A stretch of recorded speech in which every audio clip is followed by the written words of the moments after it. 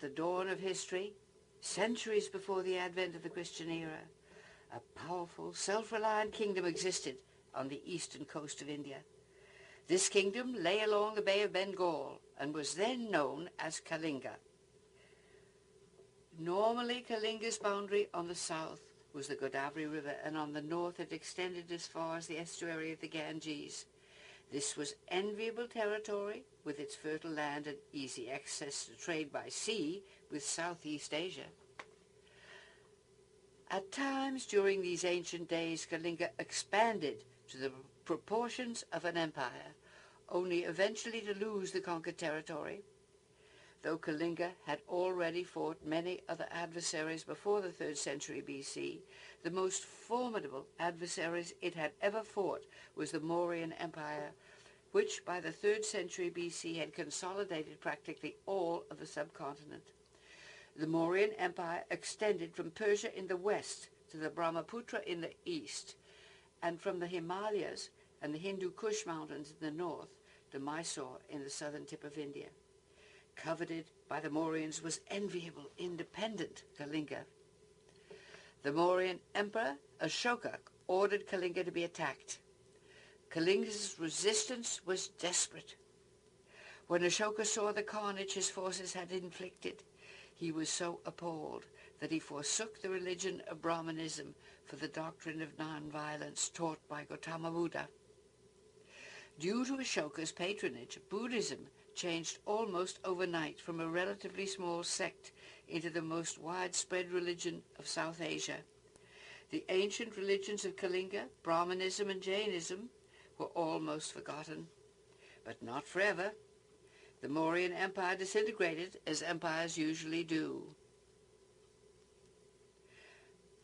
Kalinga became a powerful sovereign force once again. Now we must move forward in time 300 years. These rock-cut monasteries of Udayagiri and Kandagiri, only a small part of which is in this picture, date from the 1st century BC. The rock inscriptions tell us that Kalinga had now thrown off the yoke of the Mauryan Empire as well as Buddhism and reinstated Jainism as the official religion of Kalinga. Kalinga itself was now being led to sovereign and imperial strength by their great king Caravella. The remarkable sculptured friezes on the monastery walls bear witness to the freedom and vitality of these independent people. In these friezes the fluid figures seem to move with lightning speed. And now, to save some time, we must skip over the next 800 years from the 1st century BC to the 7th century AD. These 800 years, I promise you, never had a dull moment. In the 7th century AD, a powerful kingly dynasty arose, this time dedicated to Hinduism. Between the 7th and the 13th centuries, these kings established 3 superlative temple centers. These centers I will show you. It was a golden age of temple building and sculpture. The map shows present-day Orissa, which is more or less the original territory of ancient Kalinga. The 3 temple complexes which we'll visit will be seen here. Though all 3 temple centers are strictly Hindu, each is dedicated to a different Hindu deity. All of the temples in Bhubaneswar, the upper circle, are dedicated to the god Shiva. Kanarak, the circle on the right, which we will visit next, is situated near the sea. It is a simple great temple built in the 13th century and was conceived as a gigantic celestial chariot for the sun god Surya. Puri, which is literally on the Bay of Bengal and is the lower circle on the left, was built in the 12th century. Even today, it is one of the holiest cities of pilgrimage in India. It is dedicated to the Lord Vishnu in the form of Jagannath, the Lord of the world. We go to Bhubaneswar first to see the few of the most important temples. It is the oldest of the 3 centers. Only about 500 temples remain of the original 7,000, but most of them are still places of living worship. Today, this ancient countryside seems to float in a fusion of the present and the past. On a corner of the lake, small shrines receive daily offerings. The lonely countryside has a dreamlike quality. Moss-covered temples have stood for over 1,000 years. Deities stand in their niches receiving offerings and worship. The deities are as radiant with plastic beauty today as ever they were. This is the goddess Durga destroying the demon buffalo Mahish-asura. Looking through the gateway of a temple courtyard, the colors are all soft apricot and luminous green. Near the compound of a temple, a holy man sits in robes matching the color of the masonry, the grey-green of the trees matching the moss-covered stone. The disciplines of a holy man are endless. As one can see from this one who never seems to relax his concentration on God. The bus which you see has brought villagers to visit the temple. Indians are avid sightseers. The countryside is rich and fertile, the land often flat, as it is so near the sea. Crops grow easily due to the heavy rainfall and dampness. It is perfect rice-growing country. The brilliant green is a thing of beauty, as is the reflection of rain-laden clouds in a strip of water. Roofs of the houses are thatched. Again we see the lovely colours of muted apricot and green and the ever-present canal. Another village clusters around an ancient temple. Its sacred reservoir provides a place for the ritual bath as well as being convenient for the laundry. After farmers have taken the fruit of their labour to market or in a village, or in a town, they return, their carts empty. The farmers look as sleepy and relaxed as the bullocks do. Cattle and goats are taken to graze on a grassy spot. Once there, they are left in the charge of children who pass their peaceful, playful days without adult interference. I am now going to show you 4 Bhubaneswar Shiva temples belonging to various periods. These temples are all in Indo-Aryan style, but Kalinga developed a unique regional style of temple architecture differing somewhat in profile from the Indo-Aryan temples in other parts of India. We begin with Parasuram, Ishwara, dated 650 AD. When this temple was built, Europe was in the grip of the Dark Ages. Parasuram Ishwara is the best preserved of the early temple group. These temples consisted of 2 essential connecting structures, a lavishly carved tower which rose above the sacred chamber which contained the deity, and an equally lavishly carved connecting hall for the prayers, meditation, and performance of priestly rituals. Here is the ground plan and elevation of Parasurameshwar. To the right of the ground plan is the cell containing the deity.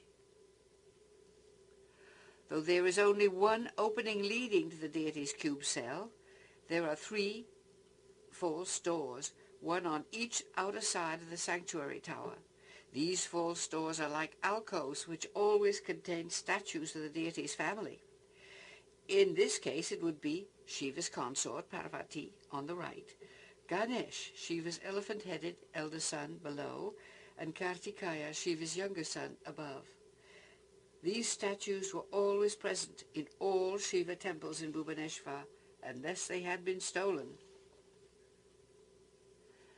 Now we see the false door alcove on the actual outer side of the sanctuary, which contains the elephant-headed Ganesh, rather damaged by the years. Shiva's son Ganesh is the god of wisdom and remover of earthly obstacles, as well as sometimes the creator of earthly obstacles. He is quite a mischief. Ganesh is an ever-present favorite in all Hindu households. This is Kartikeya, Shiva's younger son, god of war against demons, but also the god of beauty. Kartikeya is often represented with 6 heads. He is on the far side of the sanctum. To keep the darkened interior conducive to meditation, the perforated windows on the side of the audience hall and the clerestory vents under the roof provide the only light. These lovely dancing figures carved over another opening have been placed there to diffuse the light.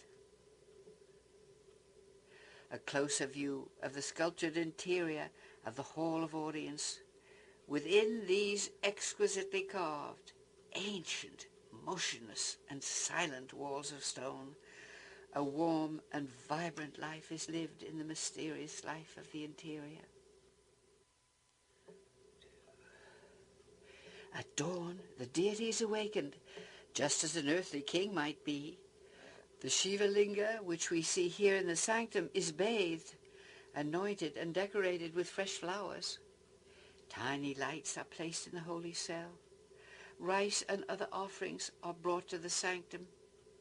A worshipper or two may enter quietly to intone soft mantras or to meditate as the priest performs his rituals. Unlike Christian churches or Muslim mosques, Hindu temples are not intended for communal worship. In the hall of audience facing the shrine, Shiva's mount, the adoring, peaceful and ever-present bull, Nandi, lies facing the altar as the priest adorns him with fresh flowers. Incense is lighted, its scent blending with the fragrance of jasmine and frangipani. The priest adds last touches, and now perhaps one may hear a devotee striking the gleaming suspended prayer bell as he enters the temple for solitary morning prayer. Or one may hear the sounding of a mystical conch shell. Nandi has been made beautiful to please his Lord. The next temple I want to show you was built some 250 years later, in circa 900 AD, and is called Mukteshwar. Its architecture is a transition between the early and the middle periods.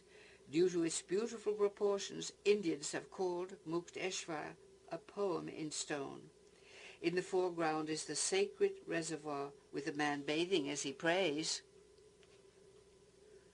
Another view of the tower shows the excellent carving of the medallion-like bow above the lovely false doorway, which once certainly must have enshrined a sculptured figure of Ganesh, only perhaps it was stolen. In this picture, one can see that the roof of the audience hall is now pyramidal, and that the entrance now faces the womb chamber in which the deity is sheltered, instead of at the side of the temple as in older temples. Standing back, one sees the temple, the wall, a little outdoor Shiva shrine, and last but not least, the archway, called a Torana, famous for its beauty. A closer view of the Torana. A detail of the carving. I was invited by the presiding priest to enter the temple to see and photograph the beautiful decorations he had so lovingly placed on the Shiva shrine. Here again is the shrine with its lovely flower offerings. Outside, a priest attends to the tiny Shiva shrine. Nothing holy is ever neglected. After he had finished, I saw that he had adorned the little Shiva Linga with a flower. Here and there are outdoor shrines, None are overlooked, as you can see from the jasmine placed over the broken image. The Lord Shiva here has been a bit too lovingly smeared with dark, oily substance so that the flowers will stick. In this form, Shiva is represented as Natesha, Lord of the Dance. The third of the four Bhubaneswar Shiva temples I want to show you is dated circa 1000 AD, more than half a century before the Norman conquest of England. It is the Rajarani Temple. The audience hall is now basically square. A Naga king and queen guard the entrance to the hall of audience. A Naga is a serpent. They are guardians of the temples. When I arrived, these children were playing on the steps in their birthday suits.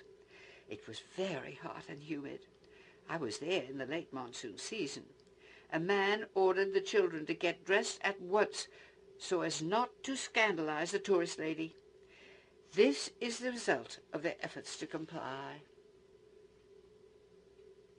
The Rajarani Temple is also famous for its two bands of high-relief figures which ornament the tower.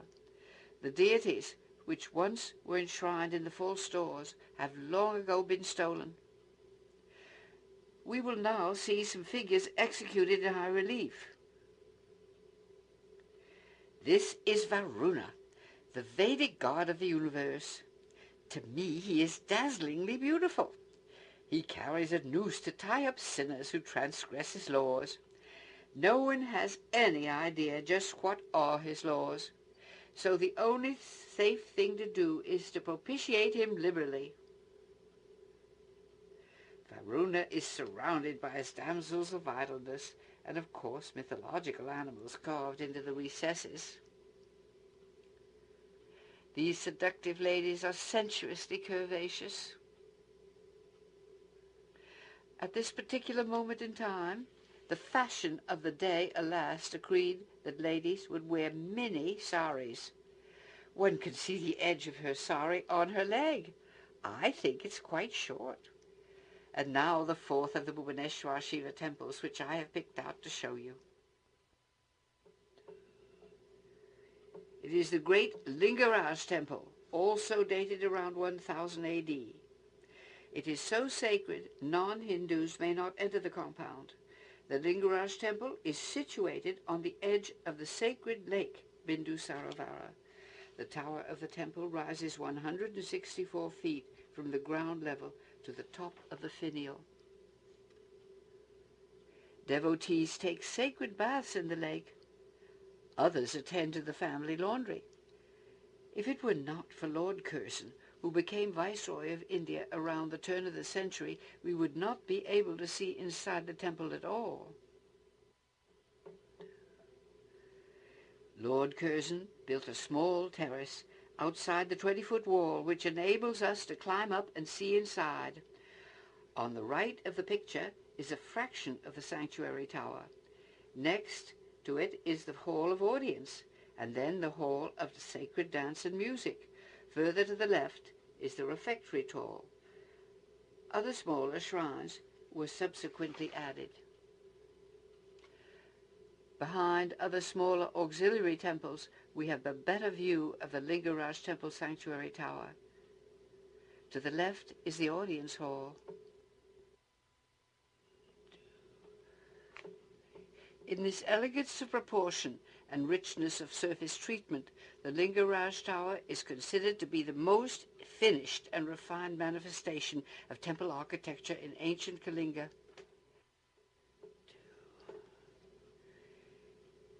Here we see the fluted crowning stone called an amlaka, which supports the deity's face like finial. During my visit to Bhubaneswar, I was indeed lucky to have been put up at the state guest house, which maintained for government VIPs. Bhubaneswar is the state capital of modern Orissa. We now move on to Kanarak, about 41 miles southeast of Bhubaneswar and situated on the Bay of Bengal. Kanarak was built in the 13th century. The journey takes us through lovely, sweeping vistas of countryside, by picturesque, thatch-roofed hamlets nestling in shady palm groves, and quiet, palm-fringed pools. We go to the Temple of the Sun at Kanarak. Unlike Bhubaneswar, with its profusion of temples, Kanarak is a single great temple dedicated to the Surya, the Vedic god of the sun. No words can describe the dazzling beauty and majesty of the deity Surya as he is portrayed on his celestial steed at the Temple of the Sun in Kanarak. Kanarak Sanctuary Tower has collapsed, but the conjectural reconstruction of the original temple complex gives an idea of what it probably looked like. The sanctuary tower was estimated to have been 227 feet tall. That is 63 feet taller than the great Lingaraj temple in Bhubaneswar, which is 164 feet tall. And the Hall of Audience, the building here directly in front of the tower, which is intact, is 128 feet tall. No one knows at what period the sanctuary tower collapsed, but we do know that it happened in stages. This obviously is a photograph, so it can't have been too long ago. In 1838, Ferguson, the architectural expert, reported that only a corner of the tower was left standing, reaching a height of about 150 feet. In 1868, the tower had been reduced to an enormous heap of rubble. The audience hall as it stands today, facing the now roofless Hall of Dancing and Music. The immense size of the audience hall is masked by its perfect proportions. The work of preservation and reconstruction goes on incessantly. Kanarak was conceived as a gigantic celestial chariot for the sun god Surya, with 24 enormous carved wheels, each about 12 feet high, and 7 rampant horses charging and straining to lift the whole edifice into the sky, around and under the world and up again, to pass over us in its eternal circle. Every surface of the temple is lavishly carved. A frieze of elephants encircles the base of the temple. Amorous couples, Naga queens, and floral motifs decorate the horizontal bands. The sculpture is infused with warmth, light, and plastic beauty. Figures stand with easy, confident grace. Many are the loving couples, their ardor open and joyful. Here another amorous couple and a Naga queen. The tenderness of a kiss. In the medallions on the great wheels are delicate miniatures depicting all manner of scenes. A tiny female seems ready to fly off into space. The capture of a wild elephant. This one I particularly love. Each of the stairways leading to the Hall of Audience were once guarded by a pair of colossi. They have now been moved, but we can still see them. Here are rampant royal lions subduing elephants. The vitality of the sculpture is very thrilling. A lion represents royalty. A lion subduing an elephant symbolizes the invincible power of the king. Other strange, unearthly creatures remind us that we had better watch our step and be respectful to these mythological beings whose status and general disposition we know nothing about. A pair of huge war horses once guarded another stairway. We see one destroying an enemy with his hooves. An enraged elephant carries off a victim. Between the group tiers of the pyramidal roof of the audience hall are wonderful over-life-size sculptures of musicians. Some beating drums. One can almost hear the intricate rhythms. Others striking golden cymbals. A telephoto lens discloses the miraculous detail on tiers of the pyramidal roof. And the elegant punctuation, as one might say, at the end and in the center of each horizontal band. Please take time to notice the sculpture on the horizontal bands.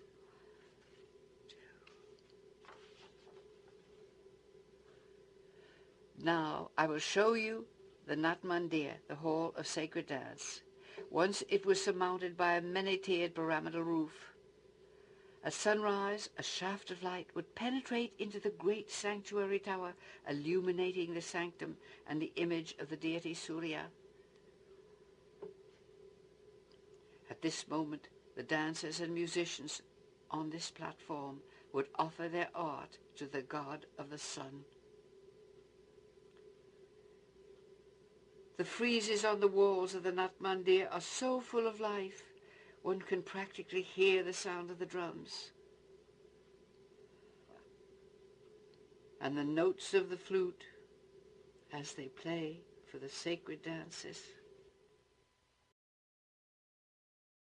We now leave Kanarak to visit Puri, the third of the great Kalinga Hindu temple centers, built in the 12th century, a century earlier than Kanarak.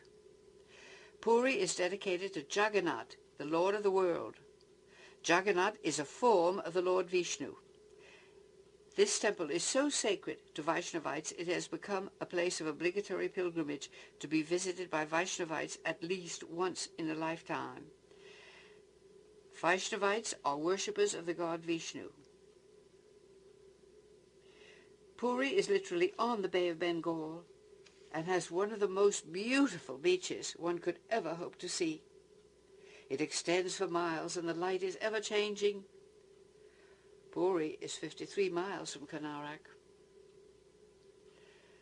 Pilgrims arriving in Puri to pray at the great temple of Jagannath stop off first to pray at smaller temples and be purified by bathing in their sacred temple reservoirs. It is perfectly acceptable for the son of a pilgrim couple to climb up on the Torana roof so that he can dive off to start his immersion in holy water.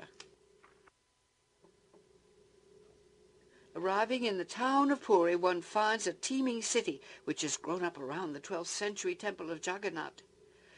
The town is not only populated by its own native citizens who produce remarkable folk art, but it is host to the thousands of Vaishnavites from all over India who come to worship at the great temple. The temple compound enclosure has a 21-foot double wall. From outside the temple compound, the sanctuary tower is always clearly visible because of its height. Along the outside of the wall, vendors have laid out fruits and vegetables for sale. It is usually a good spot to do business. Picturesque vignettes are everywhere. This slate-grey elephant, his master carrying a slate-grey umbrella, is being followed in an impromptu fashion by a black-humped bull. The rider and his elephant were kind enough to turn around for me. The markings on the elephant's trunk indicate that he and his master worship Vishnu in the form of the Lord Jagannath. There are constant sudden showers as the monsoon season has not totally subsided. The clay roads of Puri get really messy from the water at this time of year, but everyone carries on the best he can. The two ladies on the right are wearing the usual white widow's shrouds. These they are worn even without the usual blouse, and of course no ornaments of any kind. At this point, I want to tell you about the widows. In October, widowed women come from all over India to make their pilgrimage to Puri. They come shrouded in white and barefooted to pray for their deceased husband's welfare in another life. The women of India are magnificently dutiful and pious. They may come from any caste or class, rich or poor, but they observe strict austerity, praying constantly and living in groups at a hostel while they are at Puri. As we approach any one of the 4 gateways to the temple, the widows are to be seen entering or leaving or blowing flowers to offer to the deities. A woman places a flower in the plinth of a pillar. My very sweet 22-year-old guide went without my knowledge to one of the widows' hostels. He told them I was a widow too, so they invited me to visit them. They were lovely and friendly to me, taking me up onto their roof and serving me tea. As you can see, some of them had changed into more cheerful clothing. It must have been a relief to discard those shrouds and get cleaned up from the muddy streets. Some of them spoke English and questioned me about my life as a widow. The lady in red, wearing bracelets, is not a widow, though she is staying in the hostel. Widows would never wear any jewelry. From the roof of their hostel I had a good view of the temple beyond the wall. Now I have climbed to the roof of the library building, where, with the help of my telephoto lens, we can see into the courtyard of the forbidden Jagannath temple. Also, by telephoto lens, one can see the upper part of the sanctuary tower. A terrifying temporary ladder is there to allow the repainting of the Vaishnavite emblem. Above it is Vishnu's chakra, the wheel-like weapon which supports the flag. Here one sees the whole temple. Actually, the Jagannath temple has not 1 but 3 major deities, which is very unusual. These deities are Jagannath, Lord of the world, a form of Vishnu, his brother Balabhadra and their sister Subhadra. However, the official Sri Jagannath temple booklet hints that there is a 4th deity residing and worshipped in the temple. She is Lakshmi Devi. Lakshmi Devi is the rightful consort of Jagannath. This is rather awkward, as Jagannath seems to prefer his sister Subhadra to his wife.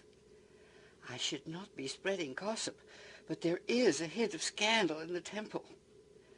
The same official booklet tells the legend of the origin of Sri Jagannath, his brother Balabhadra and his sister Subhadra. Once upon a time, there was a Hindu king who had heard that the most perfect form of the god Vishnu was to be found in the forests of Kalinga. He made tremendous efforts to find the shrine in the jungle. But each time Vishnu had disappeared, the king was in despair. Vishnu took pity on him, and speaking through the lips of an old carpenter, the king was ordered to retrieve a log of wood which was floating in the nearby ocean. The king was told to have it carried to a certain room, closing in the carpenter with the log. The door was not to be opened for 21 days. The carpenter was really the god Vishnu in disguise. The queen, however, could not contain her feminine curiosity. She opened the door on the 16th day. At this disobedience, the carpenter vanished. All that could be found in the room were 3 unfinished and outlandishly strange-looking bodiless images, with arms growing close to their ears, and indeed the female figure had no arms at all. These 3 figures, grotesque as they are, represent Sri Jagannath, the black god, a form of the god Vishnu; Balabhadra, the white god, his brother; and their sister Subhadra, the yellow goddess. These are the strange deities worshipped at Puri until this very day. In late June, or early July, according to the moon, A great festival occurs in Puri. It is known as the Ratha Yatra. On the appointed day, the three deities, Sri Jagannath, Balabhadra, and their sister Subhadra, are removed from the great temple. Each god is placed in one of these three towering chariots to be taken for a 9-day summer holiday to the garden temple, Gundicha Gar, supposedly Jagannath's place of birth. Lakshmi Devi, Jagannath's lawful consort, is not invited to go. Here devotees are carrying out the huge wooden head of Jagannath to be placed in the temple chariot. The deities are each maneuvered into their appointed chariots by means of ramps. Once in, most of the deity's face is covered by an elaborate decoration, a kind of crown. This, of course, is the Lord Jagannath, the black god. When Balabhadra, the white god, is in place, only a fraction of his face is visible, peeping out from behind the crown. Devout and loving devotees are filled with joy and emotion. Here is a touching picture of an old man offering a tiny votive light. The three chariots are almost ready for the journey. The great temple is visible in the background. 400,000 people surround the chariots and line the 2-mile roadway to the summer temple. The chariot is about ready to start. The head priest gives the signal. The three chariots are pulled by hundreds of devotees. This is only the first of the chariots. The chariots follow each other in the great procession. The gate of the summer temple, Gundicha Gar, is reached. Once there, the deities are ensconced in the summer temple.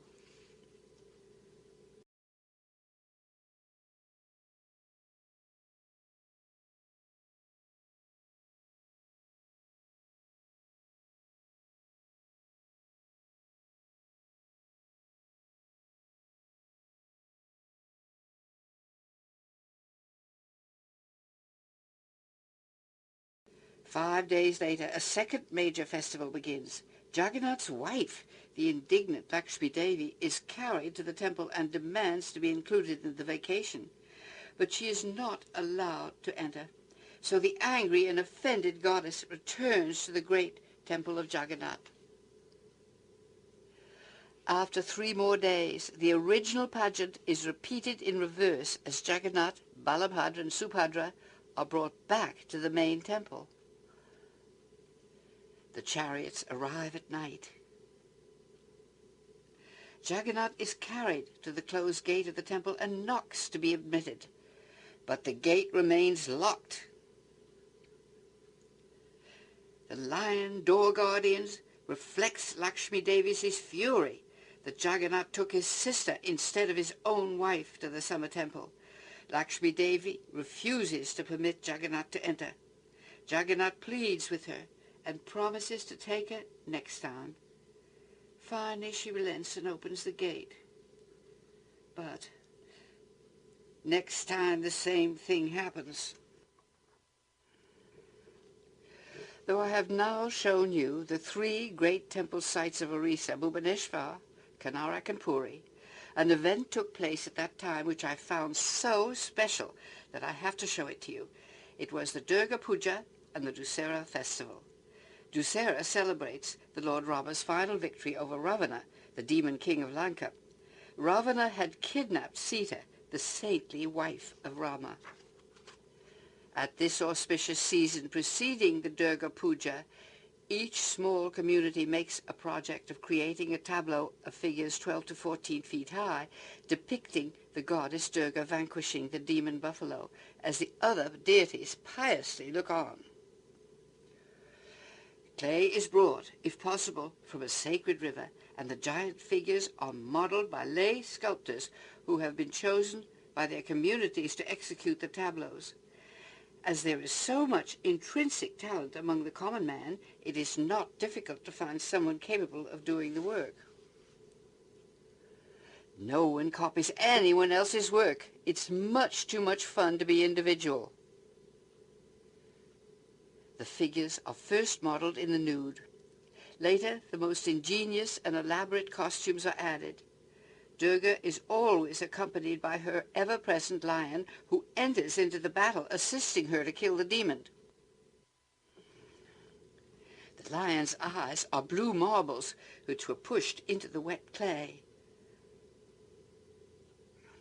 Layers of special colour substance are applied in turn. What you see here is an undercoat. The final coloured coating will be burnished so that the goddess's skin shines. Costumes and jewels are created with rice paste, bits of coloured glass, and enormous ingenuity. Magnificent backgrounds will become part of the whole. Every street corner is now festive. Pandals are erected. These are temporary places to display the Durga tableaus, and a place for the devotees to gather during the days of the puja. Or a little temporary stage is built beside a street. Last-minute touches are added to the tableaus. When the moment of the actual puja arrives, people flock to visit the tableaus created by various communities. They go from one community to another. Lacework of tiny lights stretch over the streets like canopies. Shops stay open as everyone is in a festive mood and may buy something. Even animals are welcome to honor Durga. People mill from one panel to another, ladies wearing their best saris.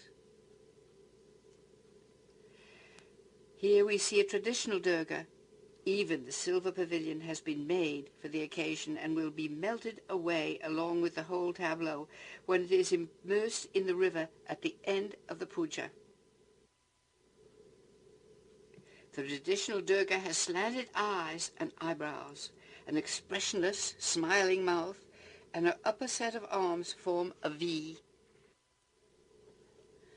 Stories of the Ramayana are painted on the halo-like background behind the goddess. In this tableau, created by another community, the style of Durga has become influenced by 19th century Western picture books. There are no more slanting eyes. In this one, I think it looks as though Bakst had designed costumes for a Russian opera. Now you see an elaborate tableau with a priest in attendance. There are always priests in attendance when the puja is in session. The goddess looks rather like a shy bride, holding a series of wedding bouquets. As the demon buffalo is torn open, the demon man pops out of the buffalo.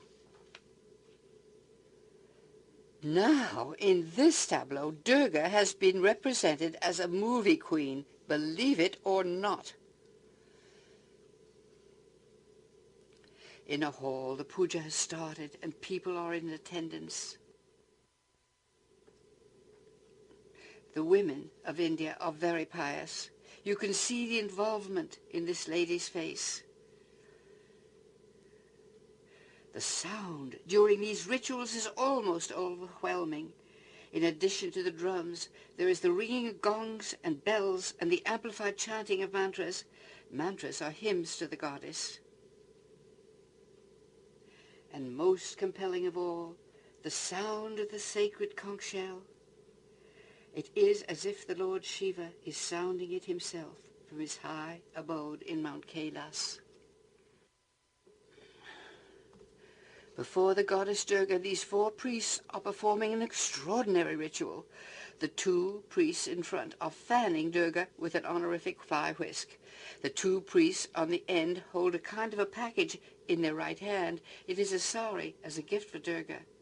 These they weave up and down in a snake-like motion. All 4 priests hold a large brass bell in their left hand, which they ring loudly and constantly, and the seated priests are chanting mantras into amplified microphones. Incense pots are lighted up, and the dancers perform for the pleasure of the goddess. I've been pushed into the front of the packed room as everyone wanted the foreign lady to be able to see and to photograph. Turning and spinning, the burning incense sometimes flies out of the incense pots, landing on a bystander who doesn't seem to be upset at all. The drummers double as dancers and also as singers as they chant hymns to the goddess. Groups of priests arrive with more burning incense. In a moment, the smoke is so thick it is like a curtain. On the 4th day of the puja, the great tableaus, one after another, are carried to the river and slid into the water, so that the sacred clay from which they were made may return to its source. To conclude, I will take you briefly to Puri's magnificent beach for a glimpse of the entirely separate life of the fisherman. Starting out before dawn, the moon was still a glorious thing to behold. The beautiful beach glistened in the first rays of light. There was life on the beach even at this early hour. Boy children of fishermen had already been in the water for their first swim of the day. Tomorrow's brave line up for a picture. Fishermen must be brave. There is real danger in this work. This lovely child will follow in his father's footsteps. Further up the beach we see the fishermen in their boats waiting for permission to start. Others watch as they sit on their haunches oriental fashion. The boats are lined up as far as the eye can see. These fishermen are migrants who come seasonally from Madhya Pradesh to work for owners of the fleets of boats. They bring back shrimp and other seafood, which is immediately frozen and shipped out all over the world. Their work is perilous at times when storms come up. This boat has been given permission to start. It takes 20 men to carry a boat to the water. Once on the surf line, the fishermen must get the boat out safely. The mast, which can be seen protruding from the stern, will not go up until the boat is beyond the breakers. When far enough out, they will put up the sails. The sails have been treated with a vegetable dye, which is waterproof, so that a saturated sail will not overturn the boat. They will venture out as far as necessary to get the fish they need to make a living. During the 3 months they spend in Puri for the fishing season, the Andhra fishermen will live in temporary palm leaf huts. The polishing of cooking pots with sand is a wife's daily occupation. Grandparents, mothers and children are part of all normal families. They wait each day anxiously to know that their men have returned safely. At sunset, the boats begin to return. They come back in rotation as they went out. Approaching the shore, they take down their sails. Skillfully maneuvering their boats over the surf line.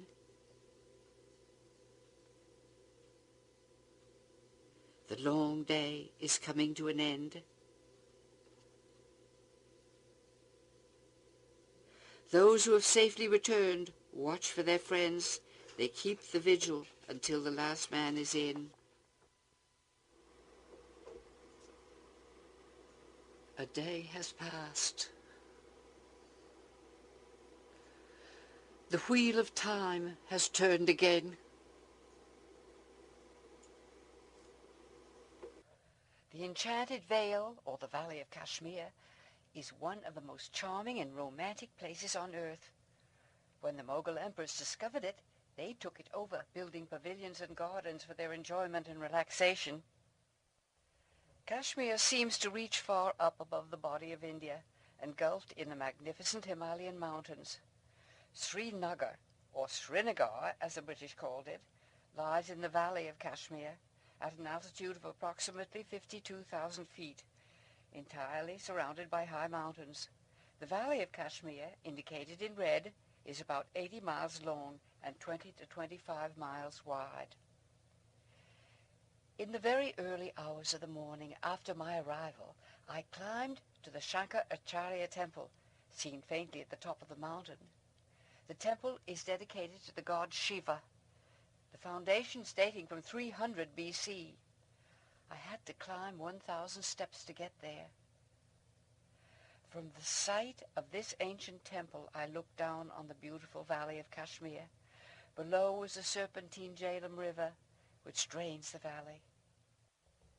Beyond, one could see the flat-topped mountain on which Emperor Akbar the Great had built his Hari Parbat fort in 1586. Adjoining are two exquisite spring-fed lakes, the Dal Lake, seen here, and the Nagini Lake connected with it, but beyond the frame of the picture. These are the lakes of the houseboats, which we will soon see. From the lake, we now see the summer palace of the former Maharaja of Jammu and Kashmir. It has become the Oberoi Palace Hotel. Approaching, we see the main part of the palace. Turning, we look across the dahlias towards the lake. The climate in autumn is ideal, with cool nights and sunny days. These lovely days are suffused with softness and a golden light. A buffet is served on the lawn. Guests enjoy the peace and beauty of the day. In the city of Srinagar, we see the Jhelum River bisecting the city. As there is an abundance of timber in Kashmir, the buildings are largely made of wood. Along the river are multiple family dwellings, and on the river are barges. These barges are family dwellings too. The barge dwellers transport timber for a living. At certain seasons, flowers can be seen sprouting from the rooftops. This part of Kashmir is largely Muslim, and the features of these Muslim Kashmiris are quite different from the faces in other parts of India. They are rather fair-skinned, sometimes they have blue eyes, and their faces are long and narrow with aquiline noses. This little tailor may come from other parts, as his face is quite different. Kashmir rugs are famous for their fine quality and design. This gentleman is the owner of the Rug Emporium. He has blue eyes and the typical Kashmiri long, narrow face and aquiline nose. In the factory, a whole family will work on a single loom, the father being the four-star general of the project. Indians, whether from Kashmir or other parts of India, love to be photographed, as you can see from the smiles on these boys' faces. There are many mosques in Srinagar. This is the Jama Masjid, built in 1404. It is the largest mosque in Kashmir. The architecture in Kashmir is quite different from other parts of India. On the left, we glimpse the Hari Parbat fort over the wall of the mosque. Please notice the surmounting finial above the arched gateway, and also the dress of the men in the courtyard. A Muslim cemetery at the foot of the fort. Gravestones are placed so that they point towards Mecca. When the gravestone has a depression on the top, it is the grave of a lady. A man's grave has a raised section called a pencil box. The man was supposed to have written the destiny of the lady, or so I was told. This is not a Hindu sacred cow, but a Muslim cow. However, She is pleased and free to bask in the warmth of the sunlight. Kashmir can be quite chilly, especially at night. This little gondola-like boat is called a shikara. I will have the use of it during my visit. It is waiting to take me to my houseboat now. It is upholstered and curtained in bright chintz. The seat is like a chaise longue, so I can lie back pretending to be a Mughal sultana. Only I am a photographer, and I must sit up and attend to taking pictures. The houseboat owner's son. He has the typical features and aquiline nose of a Muslim Kashmiri. This is the house servant and his son, but the house servant has practically the same face as the owner's son. Here are some of the houseboats which are always moored to land, whether it be the edge of a lake or an island. During the British era, Westerners were not allowed to own land in Kashmir, so they got around it by inventing the moored houseboat for their vacations. These pictures were taken around the 1st of October, and the atmosphere was incredibly soft and peaceful. Looking across the lake are more houseboats, and poplars silhouetted against the mountain. In the foreground is a small, narrow boat, which a boy constantly pulls up weeds from the bottom of the lake. The floating markets are a visual delight. The boats are propelled by a single oar. Often the metal end is heart-shaped. Morning and evening vegetables, or even flowers, or sundry goods, are rowed to the houseboats in hopes of a sale. Now we approach my houseboat. The peaked windows are bedrooms. The section beyond, to the right, with the balcony on the upper deck, is the living room and dining room. Meals are prepared on an auxiliary boat moored close by. We approach the entrance. My boat is called Fair Heaven and rates 5 stars. These boats are built and all details hand-carved by craftsmen in Srinagar. Though the wood is Kashmiri pine, it almost has the scent of sandalwood. I enter. At the far end is a dining room, with the house servant waiting to give me a very good dinner. I'm standing in the living room, and all the flowers are fresh. Please notice the detail of hand-carved woodwork over the door. Looking from the dining room door towards the entrance veranda with carving on the balustrade. Another view from the dining room looking into the living room. We now see my bedroom. I show it to you so that you will see I was not slumming. I shared the houseboat with a honeymoon couple from Assam. He was the son of the owner of a vast tea garden. Here is the bridegroom. I don't think he looks very happy. But he is happy because when they both think I am not nearby, I hear them giggling. There they are. We became fast friends, and I have corresponded with them ever since. Now I'm going to take you to one of the gardens created by the Mughal emperors. The ladies' costumes are typical of Kashmir. We arrive at the Cheshma Shahi Garden, built in the first half of the 17th century by Shah Jahan, builder of the Taj Mahal. Cheshma Shahi means royal springs, as it was laid out at the site of an ice-cold spring. Arriving at the entrance, one sees a pavilion with a marble waterway where the spring water once cascaded. The flowers are abundant, bright, and beautiful. From the veranda of the pavilion, one begins to see the view. The garden reaches out towards the lake. On every side there are lovely things to see. Indians enjoy picnicking in their beautiful surroundings. These people are Sikhs, which is a martial religion whose center is at Amritsar in the Punjab. Others have settled in the cool shade of a tree. They are from South India. We are now at the Nishat Bagh garden laid out in the early 17th century by Asaf Khan, brother of Empress Nur Jahan. It has 10 garden terraces, one higher than the other, through the center of which water cascades over a marble waterway from the highest level down to the lake below. Behind this beautiful sight is a background of steep, bare mountains, often covered with snow. Walking through the garden, one revels in the profusion of bloom and the brilliance of color, made even more beautiful by their background of mountains. And finally, we arrive at the famous Shalimar Garden. Shalimar means the abode of love. These gardens were built by Mughal Emperor Jahangir for his beloved wife Nur Jahan, which means the light of the world. The royal couple so loved Kashmir that they spent the summer months here.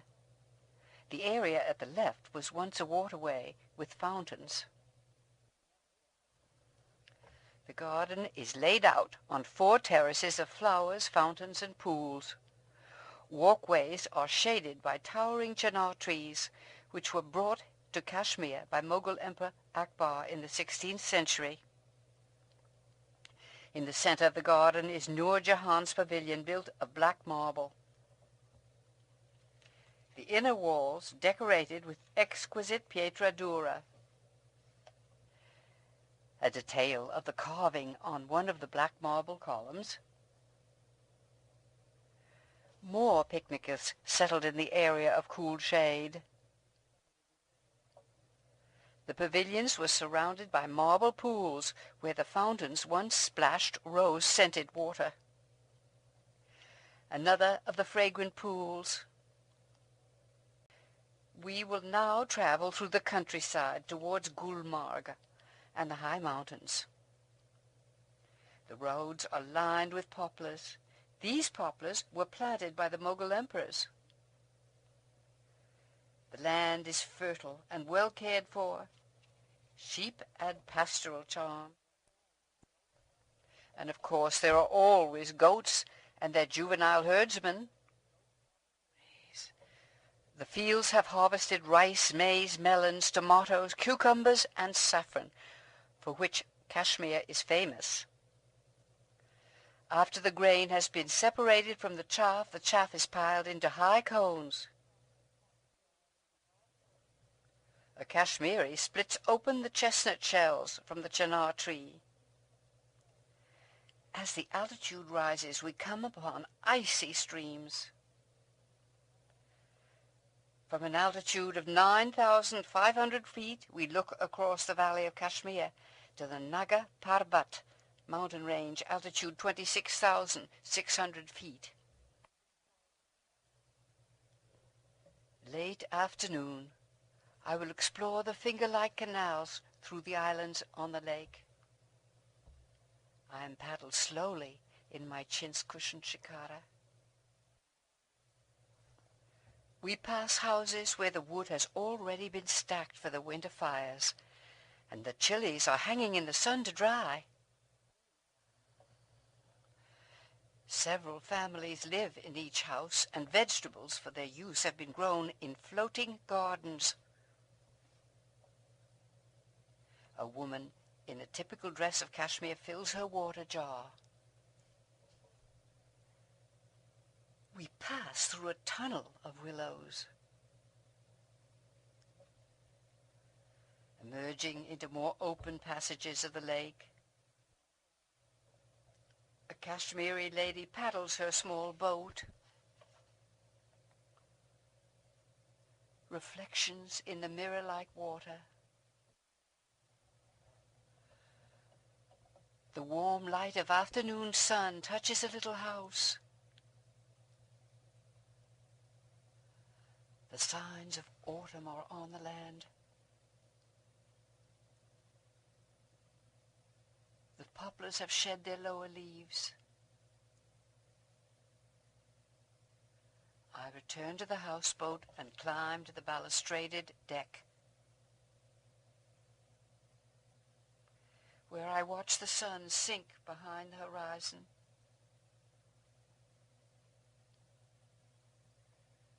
The great fort and the evening sky.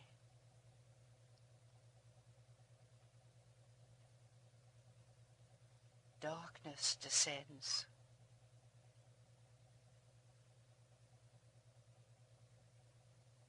And the lamp is lighted. The modern state of Madhya Pradesh lies in the heart of India.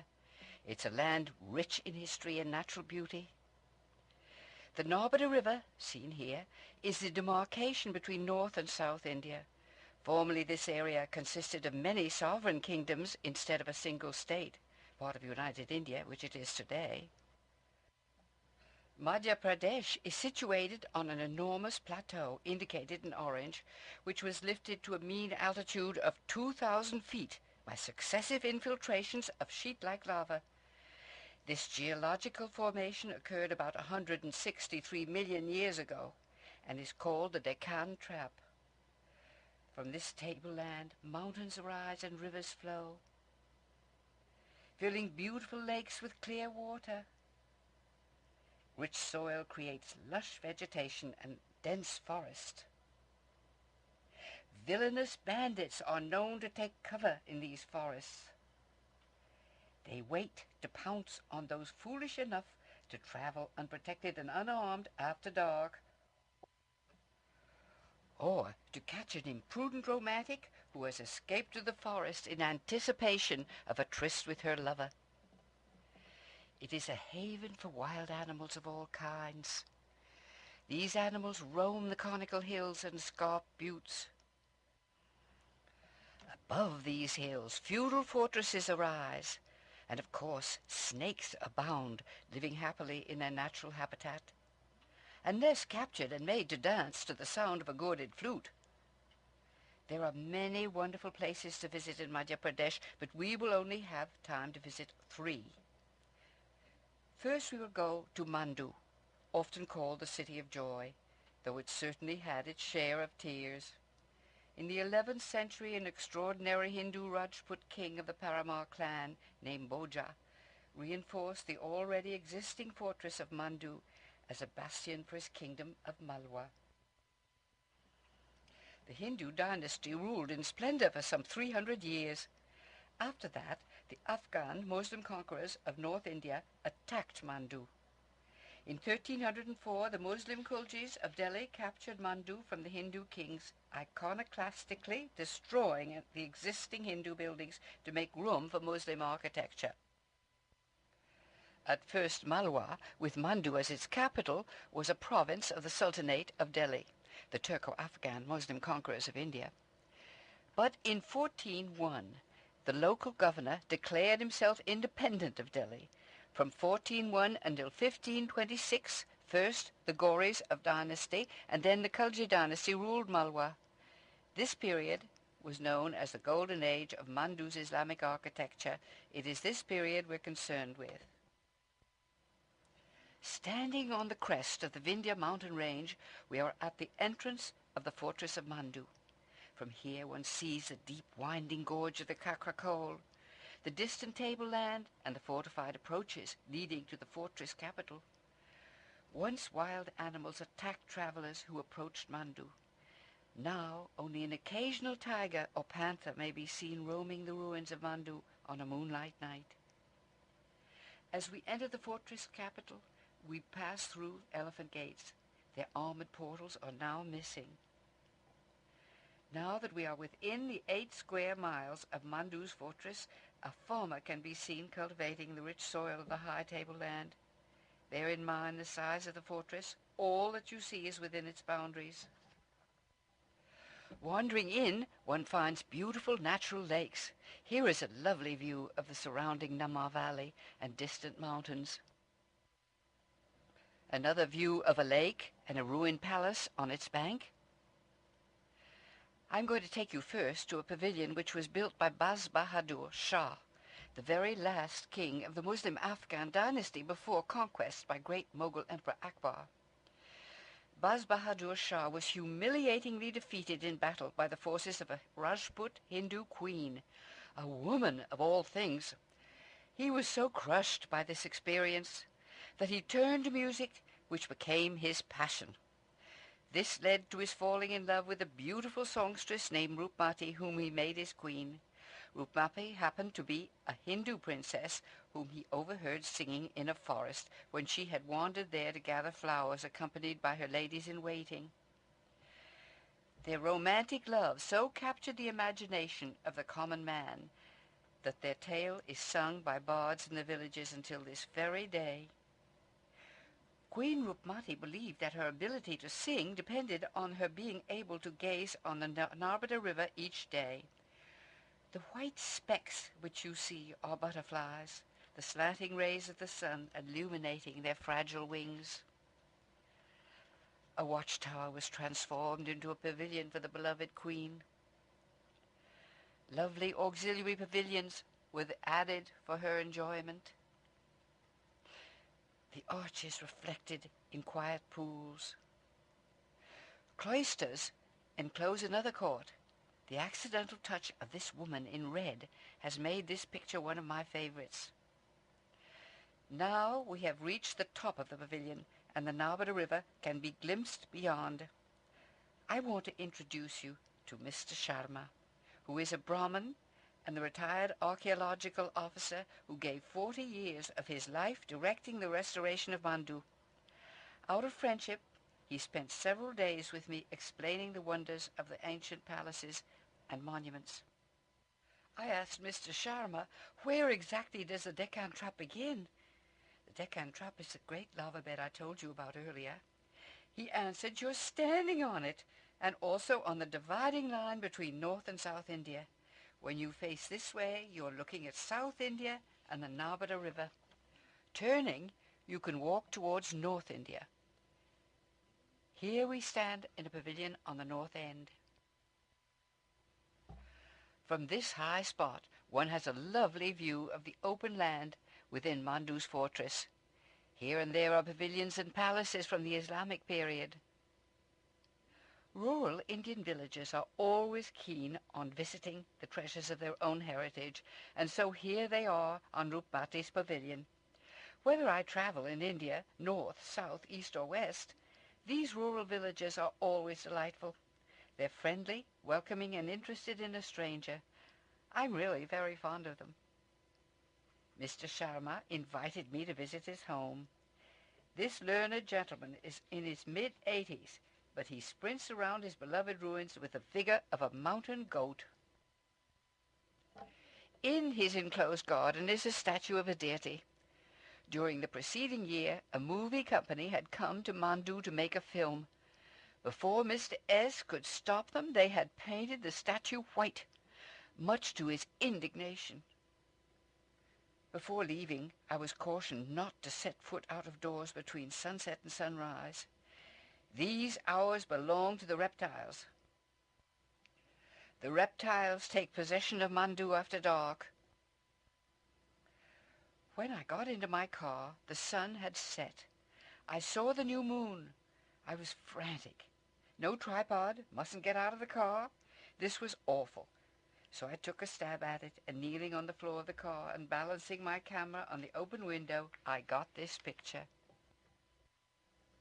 The palace which you see here, as it seems to be floating on the surrounding lake, is often called the Ship Palace. Its real name is the Jahaz Mahal, and it was built by Ghiyas-ud-Din. This king reigned from 1469 to 1500. He was the son of Mahmud Shah Khalji, one of the most powerful and martial kings of Mandu. But Ghiyas-ud-Din was totally turned off by his father's aggressiveness and military conquests.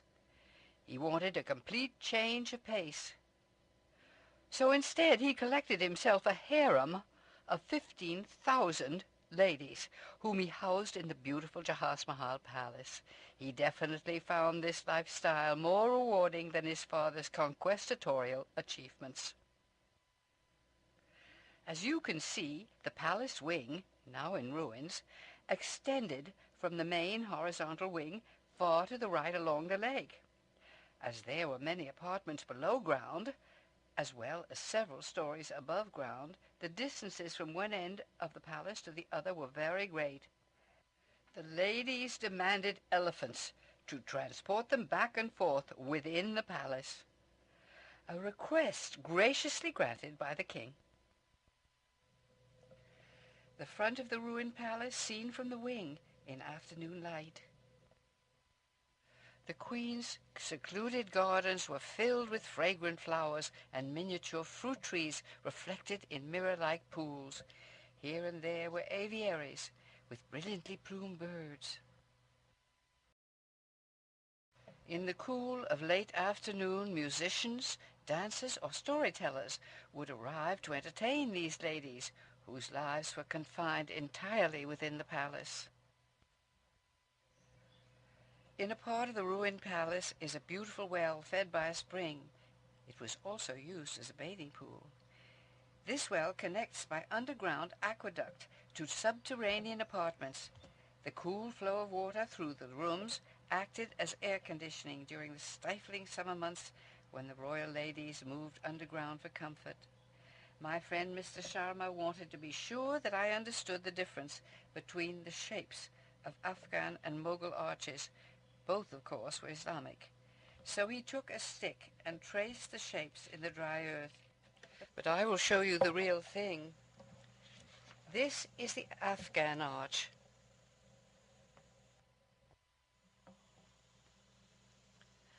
And this is the Mughal arch, typical of the period of Shah Jahan, who was the creator of the Taj Mahal.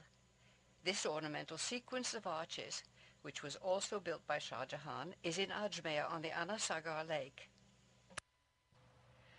Ghiyasuddin, ladies' man, creator of lovely ephemeral palaces for his beloved ladies, was also capable of building sterner, more masculine edifices.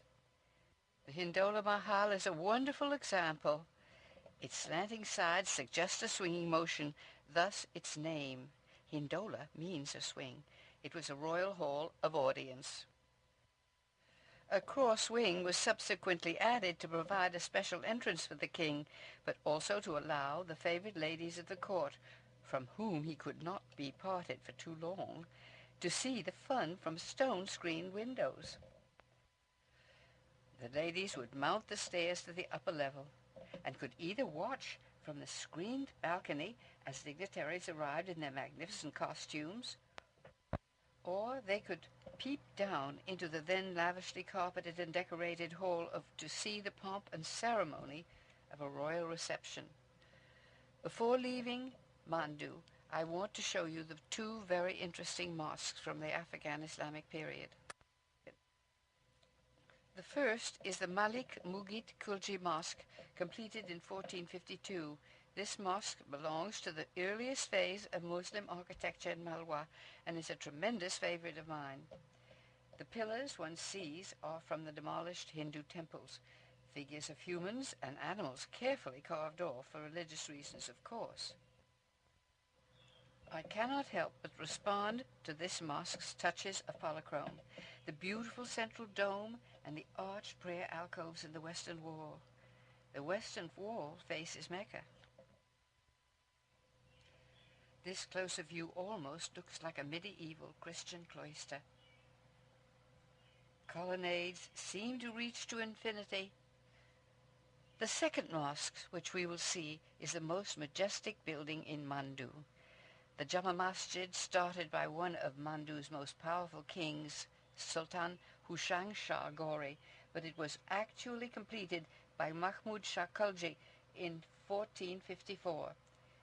It is considered to be the largest and finest example of Afghan Islamic architecture in India. Once inside, one sees the great quadrangle flanked by double colonnades. On the roof are more huge domes and 158 smaller domes, one placed over each bay of the interior.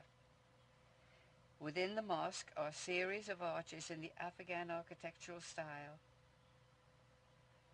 This mimbar, which is a Muslim pulpit, is renowned for its beauty.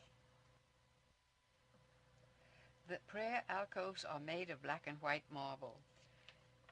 They are called mihrabs, and the devout face them at prayer time. Because of Sultan Hosang Shah's power and prestige, he was entombed in this handsome mausoleum. The golden age of Mandu came to an end in 1561 when Akbar, the great Mughal emperor, besieged and conquered the fortress capital of Malwa, taking it over as part of his empire.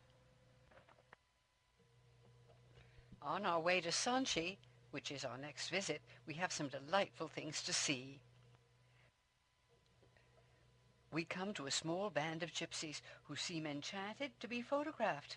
Rather unusual for gypsies, who usually take a stick and chase you if they see you pointing a camera. This cart is their mobile home. They do not settle long in one place. I call your attention to the contraption on the wheel. I think it may be a brake. Cooking is done on the roadside. These gypsies very kindly invited me to take potluck with them and share a meal. I thought this was most generous. In this picture one can see a bed near the cart while another is on the cart and covered with folded bedding. This gypsy woman, who looks so weather-beaten, is probably young by our standards. Her white ivory bangles indicate that she is a married woman. Please notice the amulet on her necklace. This day being Diwali and one of India's greatest festivals, everything was decorated, even the lorries. In a village, farmers had scrubbed, polished, and garlanded their water buffaloes to be proudly paraded through the village streets. Each farmer hoped that his buffalo would be thought the most beautiful of all. This man absolutely begged me to follow him across his fields so that I might admire and photograph the watercolor masterpiece on his cow. I don't know why I cut off the man's head, but I did. A solitary water buffalo with painted horns and peacock feathers attached to his collar goes through the village confident of his regal status. I imagine that the round circles on his body were made by dipping a cup into paint and applying the dripping cup to the buffalo's sides. This man is so proud of his festive goat. Here is a beautifully decorated and begarlanded and tiaraed cow. She has been given special rations of fresh sweet hay so that she can feast on Diwali as everyone else does. We now are arriving at Sanchi, the ancient center of Buddhism which flourished between the 3rd century BC and the 9th century AD. This center was dedicated to the form of Buddhism called Hinayana, in which Buddha's doctrine taught that Buddha was a great teacher, not a god. He therefore must never be represented other than symbolically. As the Buddhist doctrine was taught by means of sculptured friezes, one had to understand the symbolism to understand the story. This tree symbolizes Buddha's enlightenment. In this frieze, the Buddha is invisibly sitting on the pediment at the base of a Bodhi tree, surrounded by the attendants of the Serpent King, Elapata. The kneeling Elapata, who is the Naga King, is receiving instruction from the invisible Buddha, who is preaching at Sarnath after his enlightenment. This frieze is from Barut, 2nd century BC. The round form seen here is a stupa. This form is derived from a funeral mound. In iconography, it told of Buddha's passage into nirvana as he terminated his final incarnation on earth. Adoring angels are seen on the upper half of the frieze and equally adoring mortals on the lower half. 1st century BC, Sanchi. This lovely bas-relief from Amaravati, 2nd century AD, tells the story of Buddha's son being presented to his father. Buddha's son is the small boy on the left near the throne. Shortly after his son's birth, the Buddha had departed his kingdom to become an ascetic, leaving his family in secrecy in the dead of night. In this plaque, Buddha is not visible, but we know he is present, symbolized by the empty throne and the footprints on the stool. In Sanchi, I was lucky again, and by sheer good fortune, the head of a Sinhalese Buddhist order stationed at Sanchi adopted me, and it pleased him to act as my host and explain the monuments to me. He was erudite, authoritative, and extremely impressive. 2,250 years ago, the great Mauryan Emperor Ashoka's wife, Queen Devi, who had become a devout Buddhist, built a monastery on this tranquil hill, now seen at dusk.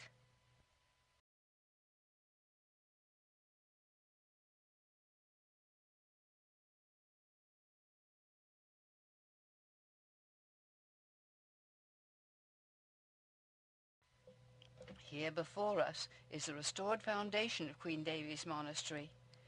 There is a lovely legend that Ashoka's son, Mahinda, on a full moon night, left the monastery, flying high as fly the golden geese. He alighted on a mountain in the island of Lanka, which is Ceylon, converting the king of Lanka to Buddhism. Many Buddhists of Ceylon follow the original early form of Buddhism until this day. It is called Theravada. We approach the great stupa of Sanchi, built by Ashoka in the 3rd century BC. Though the prototype of a Buddhist stupa was a funeral mound, later it either commemorated a sacred place or contained a relic. But in iconography, it represents Buddha's death, passage into nirvana. The encircling balustrades which you see near the bottom of the stupa were subsequently added. These balustrades protected the ambulatory, a path encircling the stupa, which must be followed on foot during prayer. Surmounting the stupa was placed a square railing which surrounded the honorific umbrellas. You can see them at the top of the stupa. The balustraded ambulatory could be entered at the 4 points of the compass through magnificent gates built 2 centuries later in the 1st century BC. Originally, every surface of these gates was superbly carved, explaining, without the assistance of the written word, Buddha's concepts, morality, the traditional stories. The common man was undoubtedly illiterate, so this was a very practical way of educating him. The picture stories of the Puranas depict Buddha's life, also tales concerning Buddha's earlier incarnations when he was progressively preparing for the final perfection of Buddhahood. Approaching the eastern gate, one gets a better view of the massive balustrade. The lady defying gravity is the justly famous Yakshi, or tree spirit, and her elephant companions. I find the elephants on the opposite side of the architrave just about as entrancing as the tree nymph. This cross panel depicts Emperor Ashoka venerating the sacred Bodhi tree where Buddha is meditating, invisibly of course. Ashoka is kneeling beside the Bodhi tree. His entourage fills the remaining space. Below the architrave are lotuses, the flower of life and good fortune, also the symbol of Buddha's birth. And now we can follow the path of the Buddhist devotees who encircle the stupa while praying. Mounting the stairs to the upper ambulatory, we see the countryside and study the bas-reliefs on the inner side of the Puranas. Here the devout could learn the lessons told in picture stories. Each of the cross panels tells a separate story. A close-up shows Mara, the evil one, and his lascivious daughters unsuccessfully trying to lead Buddha astray. Here stories tell of the Mala king bringing Buddha's relics after cremation to his capital Kusinara, and of the subsequent wars fought by different kingdoms over possession of Buddha's relics. The bas-relief on this column tells the story of Queen Maya's dream. The queen, who had lived to be 40 years of age, had remained childless. In a dream, a baby white elephant holding a silver lotus in his trunk appears to her. Encircling her couch 3 times, he touches her side, entering her womb. Queen Maya told the king of her dream. The Brahmins and astrologers of the court predicted that her child would be a great king or a Buddha. In 11 months, the child was born, bearing all 32 major stigmata of greatness on his body. The Udambara tree put forth wondrous blooms. Queen Maya died within a week of her child's birth. The imprint of Buddha's feet bearing the symbol of the wheel of the law. We now leave Sanchi and travel to Gwalior, which is one of the oldest forts in India. This fort has been the stronghold of Hindu warrior kings for 1,450 years. The map pinpoints its location. In the year 525 A.D., a Rajput chieftain named Suraj Sena, a member of the Kachawa clan and of the solar race, was hunting on a mountain. Suraj Sena came upon a holy man named Gwalipa, who lived as a hermit on the mountain top. The holy man saw that the Rajput chieftain was afflicted with leprosy. He offered the chieftain a drink of water from a holy pool, which immediately cured him. The hermit then blessed Suraj Sena and told him to change his name to Pal, telling him that as long as his descendants used the name of Pal, they would remain sovereign. In gratitude, the Rajput chieftain, now called Suraj Pal, built a vast fort on the hermit's mountain top, naming his new capital Gwalior after the hermit Gwalipa. Here is only a corner of the great fort, which stretches in length 1 mile and 3/4. The width of the fort varies with the contour of the flat-topped mountain. 84 kings reigned in succession and prosperity as they retained the surname of Pal. The 85th king became bored with the restriction and gave up the surname of Pal. As the hermit had predicted, he was immediately conquered by rival Rajput clans. For more than a century, the fort passed from one rival clan to another. Finally, in 1398, the dreaded Mongolian conqueror Tamerlane vanquished the fort, killing and destroying mercilessly. The Mongolians made their usual piles of human heads. Each soldier had daily to collect a quota of heads or lose his own. The Mongolians, as was their pattern, departed after their brief and disastrous visit. In the vacuum, the Tomars, another Hindu Rajput clan of the solar race, became masters of Gwalior. It is to this dynasty that we owe the magnificent Manmandir Palace, which we will soon see. One of the very early kings, Tomar Singh, became a devotee of Jainism and caused the sculpturing of about 50 towering statues of Jain saints to be carved into the precipitous rock approaches to the fortress. The tallest of these statues is 57 feet high, with a foot length of 9 feet. An inscription dates this sculpture to be 1440 A.D. Jainism is a sect of extreme antiquity which believes in a line of 24 cardinal saints called Tirthankaras. The last of the line was named Mahavira and was the historic founder of Jainism. Mahavira was a contemporary of Gautama Buddha, both having lived in the 6th century B.C. These two religions had some concepts in common, though they differed in many respects.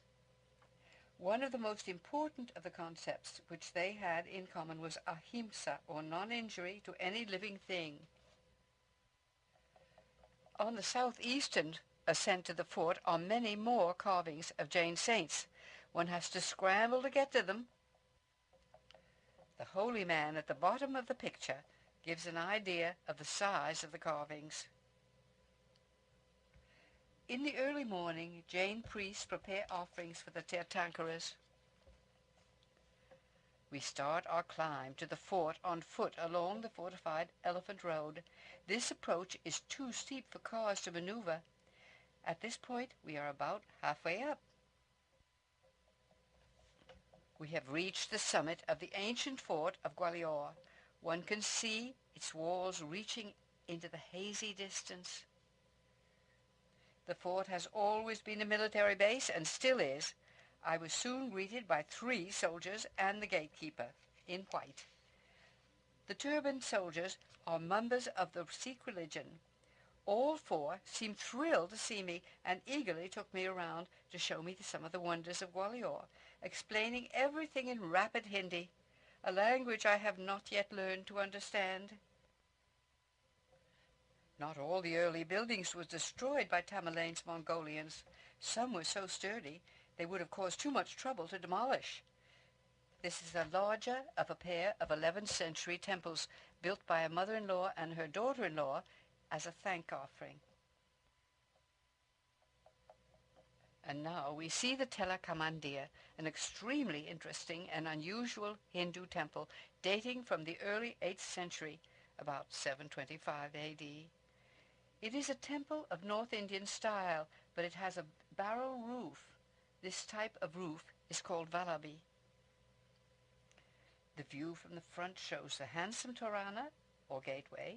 The small boys under the Torana are Sikhs. We now will visit the Maharaja Man Singh's superb palace. As I've said, the road from the northeast is so steep that it can only be ascended by foot or by elephant. The gate which you see is an elephant gate. A plaque verifies the date of the palace.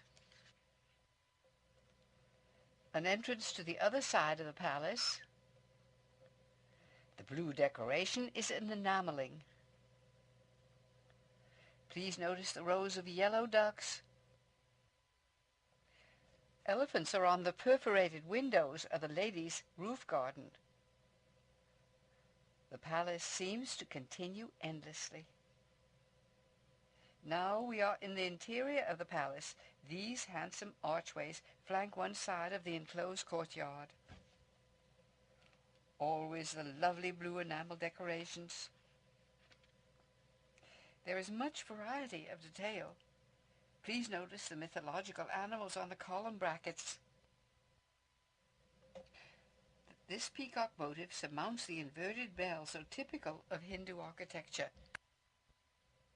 We are about to enter a handsome hall.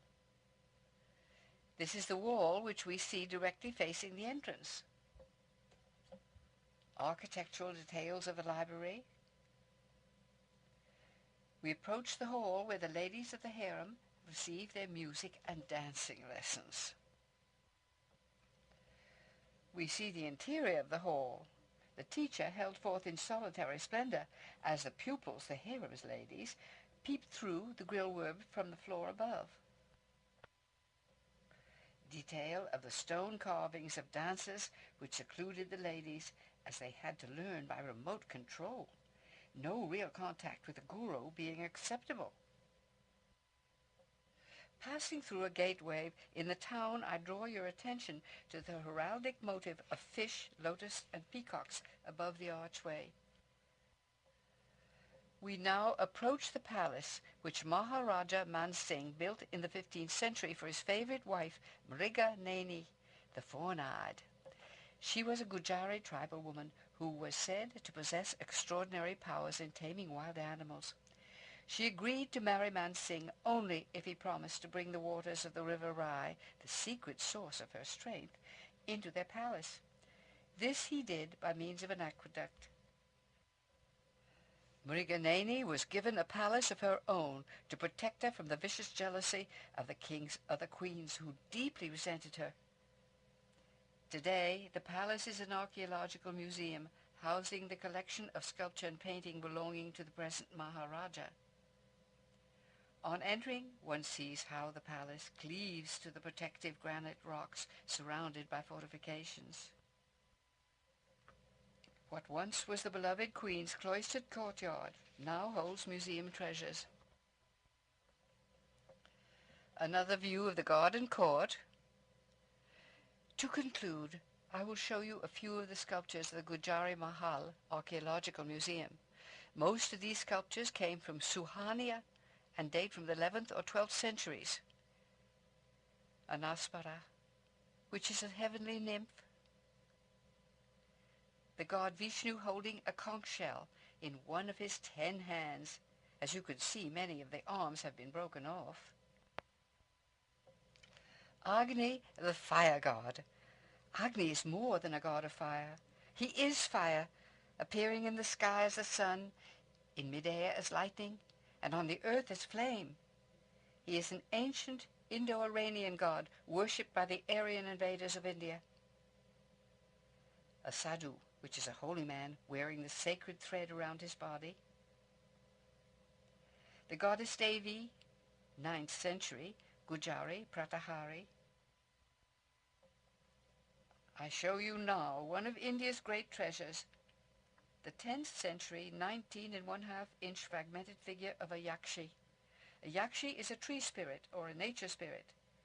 This small masterpiece is so prized that it is kept in a double vault, which is only accessible through the curator's office, which is also protected by formidable locks.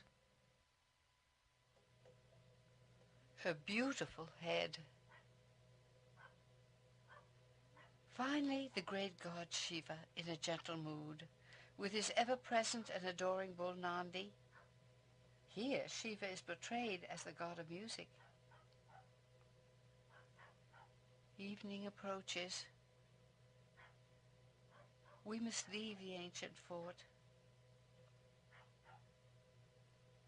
At this hour, the fort seems to be dreaming of its long and fateful past.